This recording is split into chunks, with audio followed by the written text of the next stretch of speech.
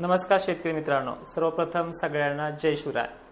महाराष्ट्राच्या सर्व जिल्ह्यांमध्ये एक ढगाळ परिस्थिती पाहायला मिळणार आहे। दुपारनंतर वातावरणामध्ये थोडा दमटपणाही दिसून येईल आणि आज नागपूर जिल्ह्यामध्ये भंडारा, गोंदिया, हिंगणघाट, वर्धा इथे काही ठिकाणी स्थानिक वातावरणाचा म्हणजे वळिवाचा पाऊस होण्याचे चान्सेस आहेत।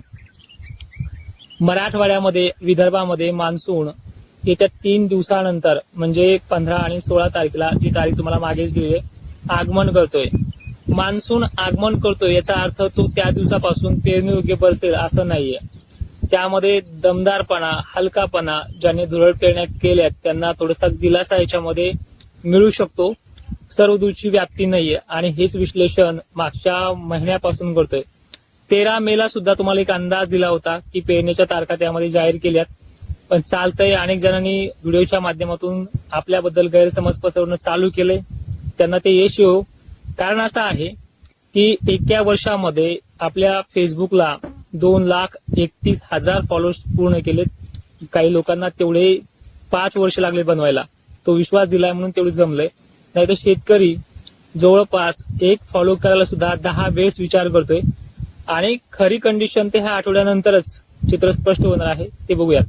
आता रूपरेषा पहा वातावरणाची की आज 12 तारखेला महाराष्ट्रातल्या जिल्ह्यांमध्ये हळूहळू का होईना वातावरण ढगाळ परिस्थितीकडे वळत आहे आणि 15-16 जूनला महाराष्ट्रामध्ये मान्सून प्रभाव टाकतोय।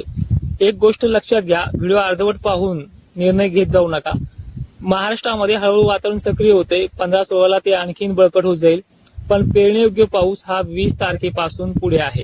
कारण तसं आहे, कारण की मान्सून सोबत ढगांची गर्दी ही 17-18लाच महाराष्ट्रामध्ये सावली आणि टेम्परेचर कमी करणारी आहे। त्यामध्ये सर्व दूर सारखा देखील शितोडे सातोडे सुरू होऊ शकतात 17-18ला, पण 20 तारीख का सांगतोय, कारण की आजकाल हे थोडे तिरके पाऊस पडलेले सुद्धा लोकांना घाई करायला होतात। त्यामुळे तुम्ही 20 पासून घाई केली तरी ती टेन्शन मध्ये येणार नाहीये किंवा नुकसानीमध्ये नसणार आहे। त्यानंतर परिस्थिती जी आहे ही प्रत्येक जिल्ह्यांना, प्रत्येक तालुक्यांना ही चांगल्या पद्धतीची व्याप्ती देणारी ही 20 जून पासून आहे। आज वाढदिवस असल्यामुळे अनेक जणांनी मोबाईल हँग होईपर्यंत शुभेच्छा दिल्यात। त्यांचे उपकार आणि त्यांचा विश्वास तडा जाऊ देणार नाहीये आणि विशेषतः ही माहिती तुम्ही इतरही शेतकऱ्यांपर्यंत पोहोचण्याचं काम करा। 2 वर्षापासून या चॅनलवरती काम करतोय, तर ह्या चॅनलचे 100K सबस्क्रायबर पूर्ण करण्याचे मी आज वैयक्तिक तुम्हाला बोलतो आहे, ते आपल्याला करायचे आहेत। आणि जे काही तुम्हाला वारंवार माध्यमातनं जे काही सांगतात, नाव न घेता टोमणे देतात, त्यांना एक विनंती आहे, दुष्काळ आहे ना, मग शेती साहित्य विकायची घाई सुद्धा नसायला पाहिजे। अंदाज आपले मलाही माहिती आहे, मी 2 वर्षापासून शेतकरी मला सांगतायत की साहित्य विकेपर्यंत अंदाज देतात, परत 8-8 दिवस तोंड दाखवत नाहीये। मित्रांनो, मान्सूनची जी काही परिस्थिती आहे ही कमकुवत आहे, पण तितक्या पद्धतीनं पेरण्या होऊन देणं, नंतर थोडीफार 8-8 दिवसाचे बकाड पण पडणं, हे महाराष्ट्राला नवीन नाहीये, ही दरवर्षी घडणाऱ्या कंडिशन आहे। मला एक विचारायचंय तुम्हाला तुमच्या माध्यमातून, गेल्या वर्षी मे महिन्यात विहिरीला पाणी येईपर्यंत पाऊस झालाय, तरी सुद्धा आपल्या पेरण्या 15-16 पर्यंत झाल्यात। यावर्षी 4-5 दिवस लेट झाल्या म्हणून काय बिघडलंय?